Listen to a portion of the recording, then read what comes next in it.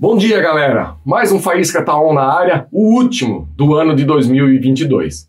E hoje eu quero trazer para vocês aqui uma palavrinha sobre o trabalho que o Abel vai executar no Vasco agora ao lado do Barbieri.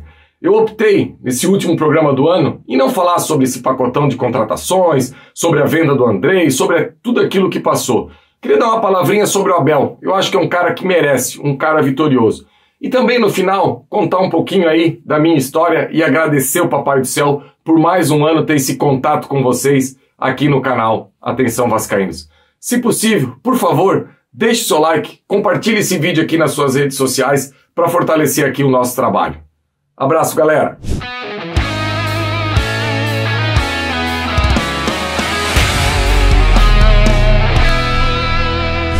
Então, torcedor vascaíno, eu escolhi hoje, no último dia do ano de 2022, para falar um pouquinho sobre o personagem Abel Braga. Aliás, o profissional Abel Braga, que como jogador foi um cara que teve um grande destaque do Vasco lá na década de 70, onde ele formou aí a barreira do inferno. Quem não lembra de Orlando, Abel, Geraldo e Marco Antônio? O Orlando e o Geraldo vieram do América para o Vasco, e o Abel e o Marco Antônio, já com mais destaques, vieram do Fluminense. Em 77, o Vasco foi campeão carioca, ganhou os 2 turnos, aliás, quase foi campeão carioca invicto, perdeu apenas uma partida para o América, ainda no turno do campeonato, por 1-0, e é uma equipe que tinha nessa barreira do inferno aí, que era a cereja do bolo, Mazzaropi no gol, ficou 1.826 minutos sem tomar gols. Se você parar para pensar, é um completo absurdo. Em 28 jogos, o Vasco sofreu apenas 5 gols. E na decisão, que foi a decisão do segundo turno, porque o Vasco acabou vencendo os 2 turnos e nem final não teve, o Vasco acabou vencendo aí por 5-4 a equipe do Flamengo. Aliás, a primeira final de Carioca entre Vasco e Flamengo, em que o Mazzaropi acabou pegando o pênalti do Tita. O jogo foi 5-4. O Tita, ainda juvenil do Flamengo, entrou basicamente só para cobrar o pênalti. E o Mazzaropi acabou defendendo. Aliás, o Tita, que deu 2 alegrias para o Vasco. Essa aí, perdendo o pênalti em 77, e 10 anos depois quis o destino que o Tita fosse o autor do gol do Campeonato Carioca, mais uma vez em favor do Vasco e mais uma vez em cima do Flamengo. Enfim, eu sei que o Abel não veio para jogar, só quis contextualizar aí um pouco para ver que o Abel tem a sua história no Vasco. O Abel, que foi treinador do Vasco lá no ano 2000, aquele 5 do chocolate, que o Eurico distribuiu chocolate pra galera, que o Romário deitou e rolou no Maracanã, o técnico do Vasco era o Abel Braga, ele que depois acabou saindo para assumir uma equipe no futebol francês. E o Abel, que teve uma carreira como treinador, que bateu o topo. Tirando a seleção brasileira, ele ganhou a Libertadores da América, pela equipe do Internacional, e acabou ganhando o Mundial de Clubes, lá em 2006, contra um dos melhores Barcelonas da história. Olha, que era o Barcelona do Ronaldinho Gaúcho.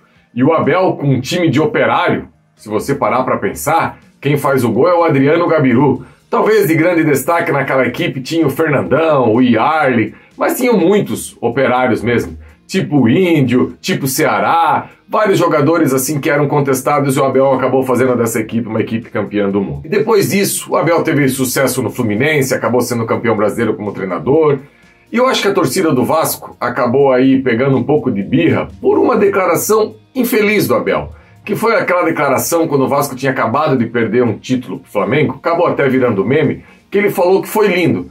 Foi lindo que ele queria dizer que o Vasco jogou com um time de garotos, que a equipe acabou se doando bastante durante a partida, mostrando qualidade, só que infelizmente o placar não veio. E o torcedor do Vasco, quando perde pro Flamengo, é óbvio que nada fica lindo. E depois disso, o Abel sai, vai pro Internacional, acaba sendo aí vice-campeão brasileiro. Na última bola, no último jogo, o Abel poderia ter conseguido aí essa cereja no bolo, basicamente para encerrar sua carreira, bateu na trave. Agora, ninguém é vice-campeão brasileiro de pontos corridos se não tiver qualidade, e o Abel conseguiu chegar lá. Sai do Internacional, vem para o Fluminense ainda esse ano e é campeão carioca em cima do rival, com um orçamento gigantesco, um orçamento muito maior do que o Fluminense. Onde é que eu quero chegar? Não dá pra gente descartar um cara igual o Abel no trabalho e no projeto. Por mais que o torcedor do Vasco aí tenha ficado com uma birra dele, volto a afirmar aqui, por aquela declaração, é óbvio que é um cara que pode ajudar muito no futebol. Eu vou citar alguns exemplos aqui de treinadores, que nem é o cargo que o Abel vai exercer no Vasco, que o torcedor acabou torcendo o nariz nas suas contratações e acabaram dando resultado. Primeiro, o Felipão, que chega lá no Atlético Paranaense meio que para ser um manager, um diretor, um executivo. O Atlético não contrata treinador e ele acaba levando o Atlético Paranaense a ser vice-campeão da Libertadores da América. O Mano Menezes era um treinador que já não prestava mais, que ninguém queria mais. Foi para a equipe do Internacional e deu uma arrancada no Brasileiro que por pouco não chega no Palmeiras. É que a campanha do Palmeiras foi um absurdo, mas o Mano Menezes pega um Inter que estava no meio da tabela e leva para brigar pelo título do Brasileiro. Então, eu acho que o torcedor tem que dar uma trégua, deixar o Abel trabalhar, e é óbvio que, juntando a experiência do Abel com a juventude do Barbieri, é algo que pode dar muito certo. Lembrando que o Barbieri chegou a fazer um estágio com o Abel e respeita muito a ideia do Abel. É impossível que um cara com a vivência no futebol, um cara que é campeão do mundo, um cara que jogou no Brasil, jogou na Europa, treinou no Brasil, treinou na Europa, que com toda essa bagagem aí não possa ter algo de positivo para passar para o treinador Barbieri. E eu não estou falando só dessa figura do paizão, que muita gente fala, o Abel vai ser o paizão do vestiário, vai descobrir quem está feliz, quem está triste, quem brigou com a namorada, quem não está legal com a esposa. Se eu sou o Barbieri, eu tento sugar o máximo do Abel. É óbvio que essas questões de meio que ser aí um escudo para os jogadores e também para o treinador, e o Abel fala isso num pronunciamento que ele fez na Vasco TV, que ele quer exercer uma função que muitas vezes ele sentiu falta quando ele era o treinador. Ok, essa é uma função. Agora, alguma coisa dentro de campo, alguma experiência, algum toque, olha Barbieri, isso aqui que você está fazendo, eu fiz e deu certo. Olha, Barbieri, isso aqui eu fiz e deu errado. Então, eu não sou daqueles que vou desdenhar. Primeiro que eu respeito muito quem tem história, quem é campeão, quem tem estrela. E aí no futebol brasileiro nós temos vários personagens desses. Talvez o último treinador que deu um sopro de qualidade para a equipe do Vasco, um modelo de jogo definido e fez o torcedor do Vasco ter orgulho de colocar a camisa, foi o Vanderlei Luxemburgo, que também já estava meio que aposentado para o futebol. Então eu acho que o torcedor tem que ter um pouco de calma, acreditar no trabalho do Abel e torcer que essa mistura aí da qualidade e da experiência do Abel junto com a juventude e esse termo que agora muita gente fala, né? Ele é um estudioso do futebol. Obviamente quem não estudar futebol hoje fica para trás. O futebol cada vez mais profissional, quanto mais conhecimento, melhor. Então, basicamente, eu falo aqui hoje que o Abel vai ajudar sim, e nós temos que enaltecer, ter dentro do projeto um cara com a postura, um cara vitorioso e um cara igual ao Abel. E eu tenho certeza que num regime profissional como é o Vasco hoje, se ele não render, a empresa norte-americana vai desligar ele. Mas eu tenho certeza que não. Eu tenho certeza que o Abel vai render e vai render muito nessa nova função e que ele possa agregar muito e ser tão vitorioso quanto ele foi em outros projetos, nesse projeto do Vasco para o ano que vem. E para encerrar o Faísca Tá On de 2022, eu quero agradecer Papai do Céu por tudo aquilo que ele pôde proporcionar nesse ano de 2022. Como a maioria da galera que acompanha aqui o meu trabalho no canal sabe que eu sou de Joinville, Santa Catarina, sul do Brasil. Estou aí a quase 1000 quilômetros da minha paixão, que é o Clube de Regatas Vasco da Gama. Uma paixão que passou de pai para filho. Aliás, passou de vô para pai e de pai para filho. É algo assim que não tem nem como explicar. Desde criança, meu pai incentivando para poder carregar essa cruz de Malta no peito aí. E quantos momentos felizes eu tive ao lado do meu pai, podendo acompanhar o Vasco. Só que o Vasco não era algo que dava pra gente aqui alcançar. O Vasco muitas vezes ficava apenas no nosso imaginário, porque na década de 80, principalmente, eu que nasci em 79, eram pouquíssimos jogos que eram transmitidos em rede aberta, que você pudesse assistir aí. Então, basicamente, o nosso companheiro, o meu e o do meu pai, era algo parecido com esse aqui. Esse aqui eu já comprei depois, já com, sei lá, 20 e poucos anos, mas nós tínhamos o tal do motorrádio. Quem é mais raiz, mais antigo aí sabe do que eu estou falando. Então, isso aqui era o nosso companheiro das quartas à noite e dos domingos à tarde, para poder acompanhar tudo que acontecia aí em relação ao Vasco. E essa história gloriosa, esses momentos felizes que eu tive ao lado do meu pai, que muitas vezes ficavam no imaginário, de uma hora para outra eu estava ao lado desses super-heróis que eu só podia acompanhar pelo rádio. Muita gente pergunta como que eu cheguei no canal Atenção Vascaínos. Eu trabalho na minha rádio aqui em Joinville, melhor dizendo, eu trabalho na 89 FM, que é uma rádio aqui de Joinville, não é a minha rádio, eu sou funcionário, além de uma outra atividade profissional que eu tenho. Fiz faculdade de jornalismo por gostar muito de futebol. Até fiquei em dúvida no início ali se eu fazia educação física ou se eu fazia jornalismo, acabei fazendo jornalismo.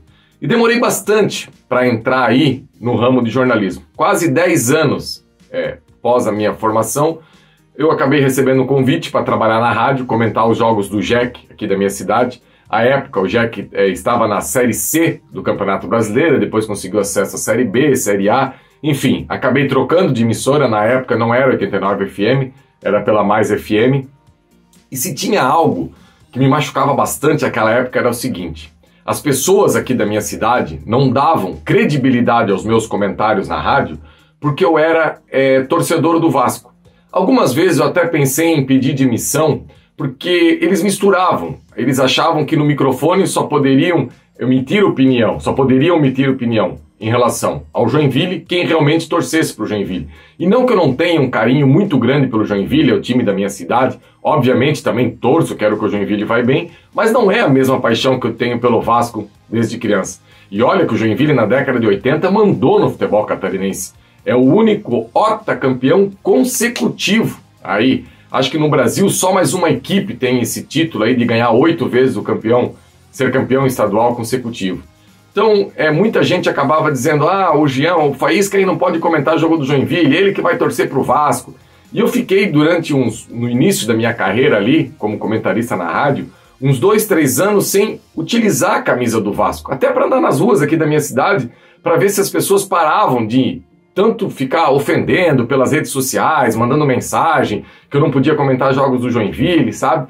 E algo que me machucava muito era eles falar assim, ei, o pessoal do Rio lá nem sabe que tu existe, o pessoal do Vasco nem te conhece, ninguém te conhece, tu tem que torcer pro time da tua cidade, porque para eles lá ninguém nunca vai saber quem é o Jean Faísca, já aqui na cidade todo mundo te conhece. Isso acabava me machucando bastante, bastante mesmo. E quis o destino que o Vasco contratasse aí o Ramon para treinador. E um belo dia, o Gabriel Fronzi, que é o chefe da equipe de esportes aqui da minha rádio, 89 FM, me entregou um papel. Não foi nem pelo WhatsApp, nós estávamos juntos, ele entregou um papel e disse assim, Jean, entra em contato com esse cara aqui, que ele quer um vídeo para saber como é que é o trabalho do Ramon Menezes aqui no Joinville. Porque antes do Ramon assumir o Vasco ali, quando começou a pandemia, o Ramon Menezes tinha 2 ou 3 trabalhos apenas como treinador de futebol. E um deles foi no Joinville aqui, na Série B de 2016. O Ramon chegou na reta final ali, até fazendo um bom trabalho, mas o Joinville acabou caindo para a Série B.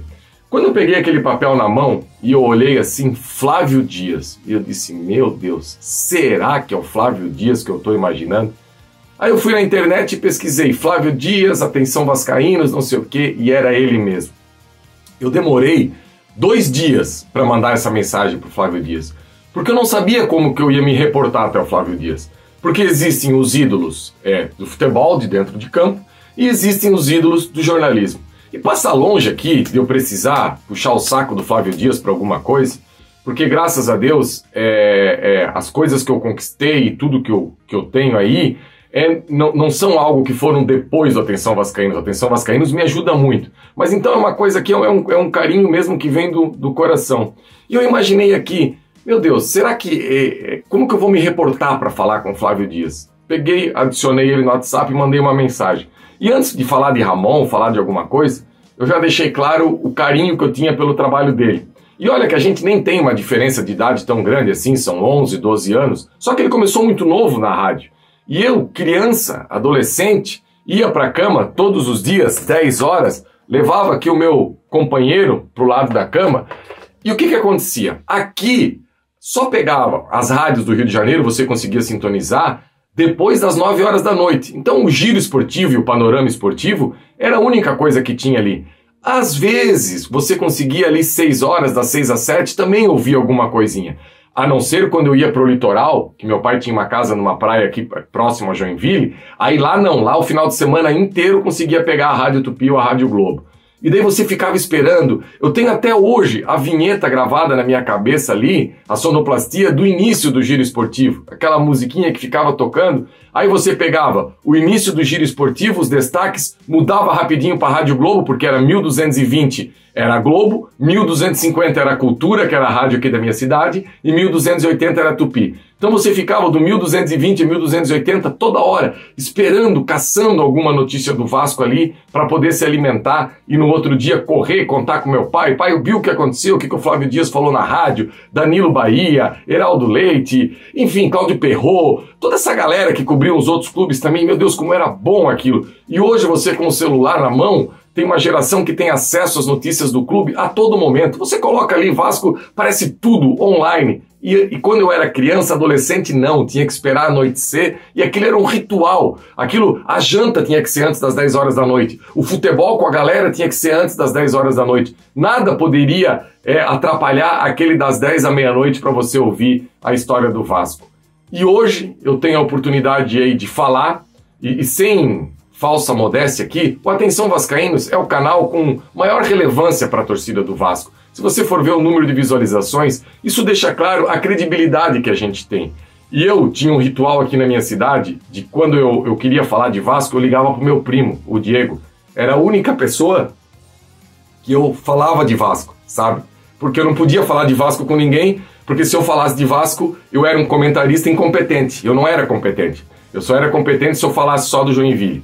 E hoje eu tenho a possibilidade de terminar um jogo do Vasco e falar aí para 15 mil pessoas online, 18 mil pessoas, 10 mil pessoas, e isso foi quase que libertador para minha vida, assim. Saber que as pessoas que gostam, que amam, que torcem para o Vasco, de uma certa maneira, têm respeito pelo nosso trabalho.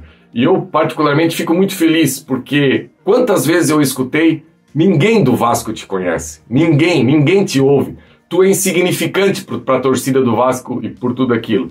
E ano passado eu tive a oportunidade de ir mais uma vez, que todo ano eu vou 2, 3 oportunidades aí a São Januário, de ir com o meu filho, e as pessoas reconheceram o nosso trabalho, tratando a gente com carinho, e meu filho em São Januário, e teve um vice-presidente do Vasco que veio na minha direção, apertou minha mão e disse assim: eu sei de todas as críticas que tu faz ao nosso trabalho, eu sei do teu trabalho no canal Atenção Vascaínos, mas eu respeito o teu trabalho, porque quando a gente tem alguma coisa que é para criticar, você critica, mas você não persegue. Quando é para elogiar, você elogia. Então, eu fico feliz que aquele que era insignificante, hoje tem o carinho e o respeito de um vice-presidente do Vasco e o mais importante, da torcida do Vasco. Como é legal você chegar na Barreira, que é um evento, é quase que um ritual, um jogo em São Januário. Quem torce para outros clubes jamais vai entender o que é um jogo na Barreira do Vasco. Então só tenho que agradecer o Papai do Céu mesmo, e eu nunca vou normalizar que eu sento numa mesa para conversar com o Bismarck, que eu já tive a oportunidade agora algumas vezes através do canal, com o Luizinho, com o Acácio, fazer live com o Falcão, com o Valdir Bigode, com o Cocada. Eu jamais vou normalizar isso. Esses caras que estão aqui sempre vão ser o super-herói do alemãozinho aqui do sul do Brasil. Eu jamais vou achar que esses caras são meus amigos, porque eu não quero perder essa relação e essa fantasia que eu tinha na minha cabeça desde criança. É vocês aqui e o alemãozinho aqui. Beleza, galera? Tamo junto, ano que vem, em 2023. E aqui é quase que um recado. Acredite muito naquilo que você gosta, que eu tenho certeza que quando você faz aquilo com amor, com carinho, o universo conspira e vai tudo para um local bacana que você possa realmente curtir e aproveitar. Tamo junto, feliz ano novo e até ano que vem para novas histórias aqui no canal Atenção Vascaínos. Abraço, galera, de coração.